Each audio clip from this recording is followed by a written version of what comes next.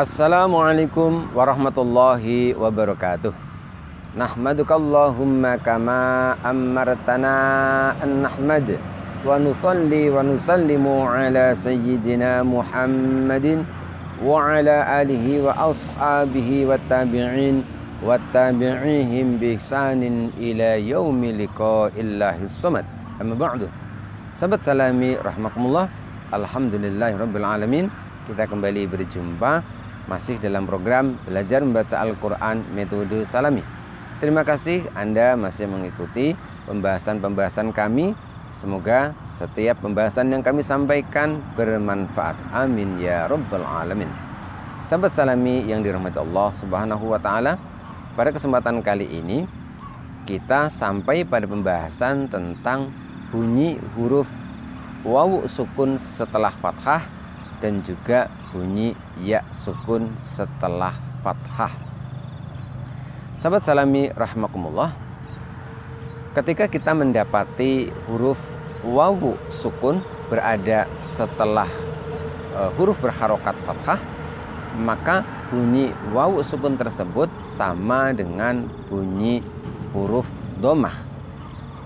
Selain itu, selain sama dengan domah, yaitu dibaca dengan membulatkan bibir, wawu sukun setelah fathah juga dibaca secara lin, secara lembut.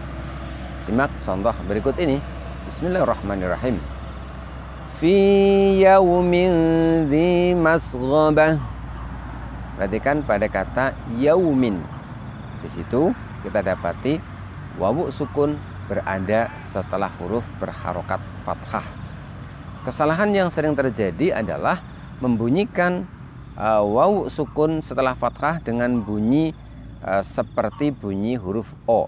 Seperti ini, yaumi, yaumi.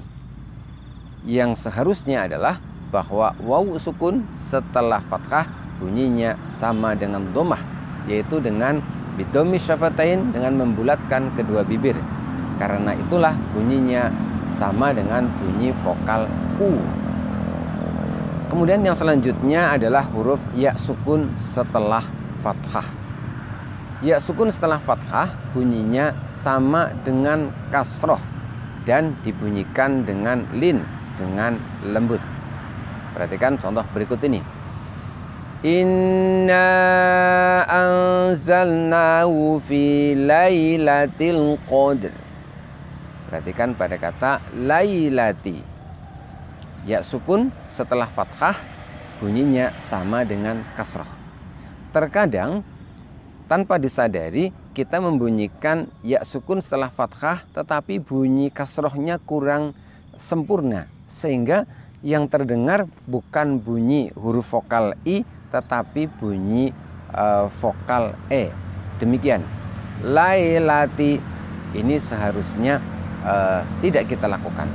Karena apa? Sekali lagi, ya sukun setelah fathah bunyinya sama dengan bunyi kasrahnya. Sahabat Salami rahimakumullah. Kemudian huruf wawu sukun dan huruf ya sukun yang berada setelah fathah, apabila setelahnya terdapat huruf yang disukun karena wakof, maka bunyinya dibaca panjang. Sekali lagi, wawu sukun dan ya sukunnya dibaca panjang sampai 3 alif atau 6 harokat. Ini yang lazim disebut dengan mad lin. Perhatikan contoh berikut ini. Wa amanahum min khauf. Pada kata khauf, di situ kita dapati wawu sukun berada setelah fathah, dan setelah fathah terdapat huruf fa, di mana huruf fa kita sukun karena kita wakof. Kemudian contoh berikutnya, kali ini ya sukun setelah fathah dan setelahnya huruf yang disukun karena wakof. Simak baik-baik. Walisana wa syafatain. Pada kata wa syafatain, di situ kita dapati ya sukun setelah fathah dan setelahnya terdapat huruf yang disukun karena waqaf. Dalam hal ini adalah huruf nun. Ini juga termasuk mad lin. Kita baca dengan panjang boleh sampai 3 alif atau 6 harokat. Kemudian yang selanjutnya, apabila huruf wawu sukun atau ya sukun berada setelah fathah dalam keadaan waqaf, namun setelahnya tidak terdapat huruf yang disukun, maka cara bacanya kembali seperti semula, yaitu cukup dibaca lembut dan dibaca pendek, tidak boleh dipanjangkan. Dalam keadaan ini cukup dibaca lin saja tetapi tidak mad. Perhatikan contoh berikut. Fa in amanu bimisli ma amantum bihi faqad tadau. Perhatikan pada lafaz faqad tadau. Di sini tidak kita panjangkan, kita cukup baca lin saja. Apa sebab? Karena wawu sukun setelah fathah tidak bertemu huruf yang disukun karena waqaf. Jadi wawu sukun setelah fathah atau ya sukun setelah fathah ada kalanya hanya dibaca lin saja, yaitu cukup dibaca lembut dan pendek. Ada kalanya dibaca madlin, dibaca dengan lembut dan dipanjangkan. Demikian pembahasan kita tentang bunyi huruf wawu sukun setelah fathah dan huruf ya sukun setelah fathah, di mana ada kalanya kita baca dengan lin dan ada kalanya kita baca dengan madlin. Mudah-mudahan bermanfaat.